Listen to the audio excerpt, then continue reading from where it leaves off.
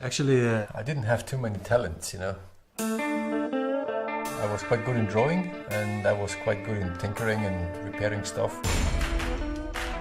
So one day I came across this school where they did these drawings and they did model building. And since I was always into bikes, so I thought this is something I can do. So I think it's quite a natural development that I became a motorbike designer.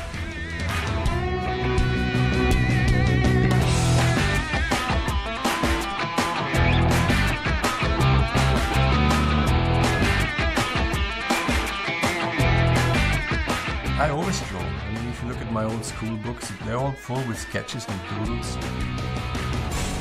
And it's not even conscious. It's kind of a flow, it just happens.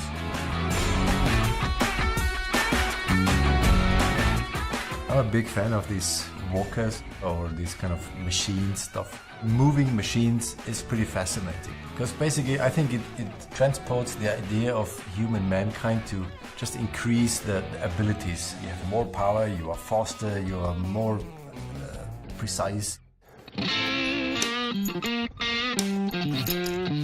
Aber der hat eigentlich Gott schön passen, oder? When I was young in my family, if something was defect, we didn't call a craftsman or something. We always tried to fix it ourselves. I mean, at the end of the day, we ruined lots of parts, like the iron of my mom or something like this, the washing machine. But we learned quite a lot. My first bike I had at the age of 17, and of course it was an old bike, so yeah, you have to fix it. I mean, the piston was always kaput, and along with riding bikes, you learn fixing bikes. When I was young, I had to sell a bike to get a bigger bike, but it was always like giving away a child, more or less. So I told myself, whenever I can afford it, I don't want to give away any more of my bikes. So this is why I ended up with 16 bikes now. The K1200R came at a time where BMW motorbike was already consolidated, I could say. So I did a pretty provocative design. To my big surprise, this design was even chosen. It was a design which was not really reasonable just by technology, quality, precision, but also by emotion. And that was pretty new and very different from the designs before.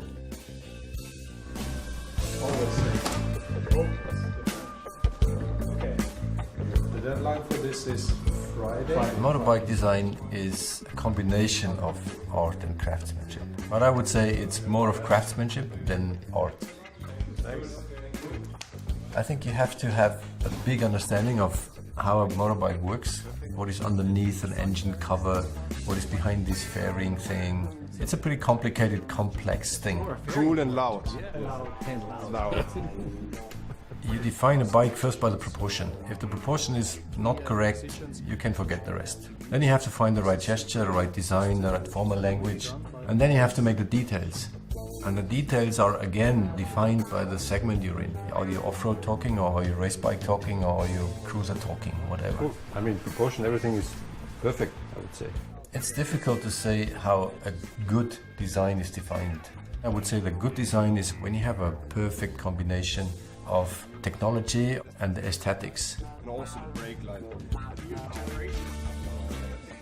For us, a bike is not finished as long as the rider is not on the bike. If you sit like this on a bike with a handlebar like that, it's kind of a bit, okay, non-active. While you just bend the handlebar a little bit out, you sit very different. It becomes a very different gesture. It's like active, aggressive almost. And of course it transports your image and your feeling and your mindset to the outside. A motorbike is the biggest accessory you can wear.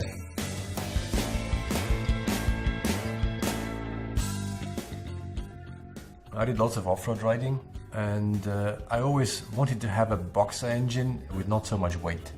Finally, the job came along that we had to do a new GS. Basically, I did the bike I wanted to do for me. That was actually the R1200 GS. I really believe that R1200 GS was the bike which put BMW Motorrad on the map of global motorbike manufacturers. It was actually the best sold plus 750 bike worldwide.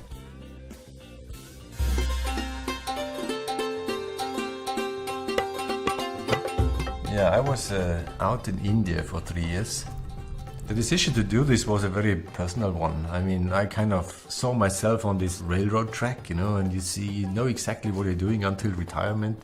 And I was a bit scared about this, so I thought I want to do something else for a certain time. So I worked in Bajaj Auto Limited, which is a very well-known company in India. They build 5 million bikes per year. I was Vice President R&D Product Design. Every day you see something really exciting, something really cool. It was a big adventure somehow to me.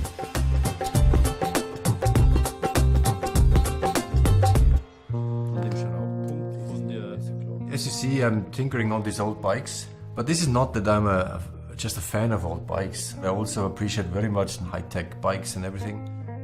But the cool thing on these old bikes is that you see the mechanics and you see the semantics in the mechanics. You have lots of these gadgets nowadays, like computers, telephones.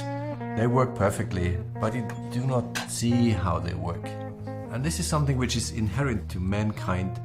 You want to see mechanics. It's for the belly somehow. The virtual stuff is more for the brain. And you have to have a balance somehow on these things. To a certain extent, mechanics is the luxury of the future. Good. I actually customized an R51. I mean, this is like 10 years ago or something.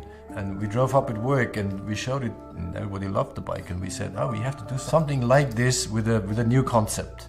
And then we did this show bike, this custom concept. It took a while, but we achieved it finally on the R9T. I mean, everybody loves this bike, yeah? This is so nice to see. And you don't even have to explain anything anymore. Our claim, like precision and emotion, this is kind of self-explaining on the bike, which is, I think, also a milestone in the company's history. I think in 10 years we will look back and say, man, this is a real cool bike we did.